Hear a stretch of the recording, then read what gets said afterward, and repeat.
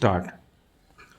चुनावी रेवड़ी का मुद्दा मंगलवार को एक बार फिर चर्चा में आ गया, जब चुनाव आयोग ने राजनीतिक दलों से ऐसे वादे न करने को कहा जिन्हें आर्थिक धरातल पर पूरा करना संभव न हो। स्टॉप। इस संदर्भ में कोई आचार संहिता बनाने से पहले आयोग ने राजनीतिक दलों से राय मांगी है। स्टॉप। आयोग का प्रस्ताव है कि मुफ्त की सौगातें देने का वादा करने पर राजनीतिक दलों को उसके व्यावहारिक पक्ष के बारे में विवरण भी देना होगा कि वित्तीय धरातल पर वह पूरे होने लायक हैं या नहीं। स्टॉप।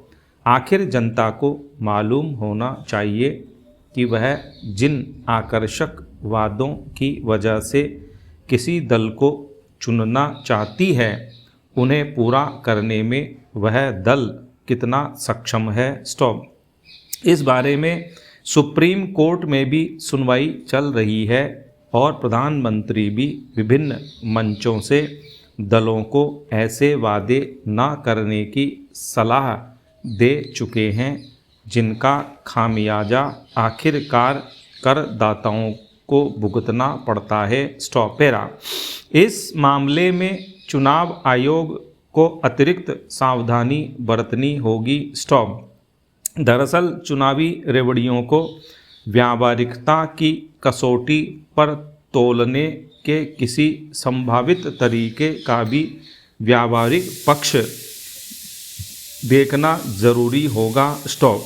उदाहरण के लिए यदि कोई दल चुनावी सौगात का वादा करता है तो उसे बताना होगा कि सौगात कुल कितने लोगों तक पहुंचेगी, संभावित खर्च क्या होगा, उक्त रकम आखिर कहां से आएगी, राजस्व में वृद्धि की जाएगी या किसी अन्य खर्च में कटौती, राजस्व में वृद्धि के उपाय क्या होंगे, आम जनता पर टैक्स का बोझ कितना बढ़ेगा, यदि अन्य खर्च में कटौती की जाती है तो वह कितना तर्कसंगत होगा, इत्यादि। स्टॉप।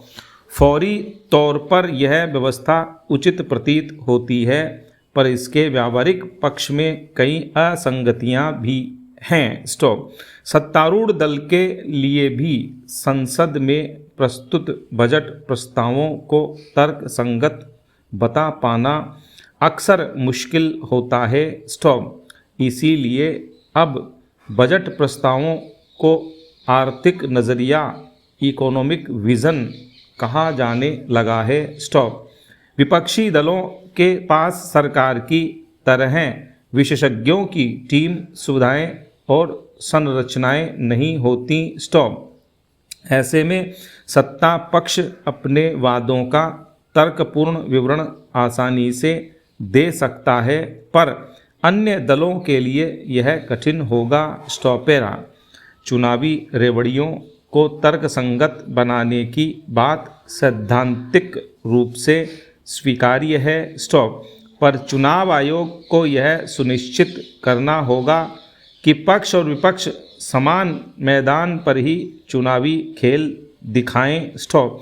यह भी देखा जाना चाहिए कि चुनावी वादों को अमल में लाने की मियाद क्या है। स्टॉप। यह देखा गया है कि सत्तारूढ़ होने पर स्कीम तो शुरू कर देते हैं, पर तुरंत वास्तविक लाभ नहीं मिल पाता, जबकि कई बार दोबारा चुने जाने के लिए वादों पर अमल अगले चुनाव तक टलता जाता है। स्टॉप।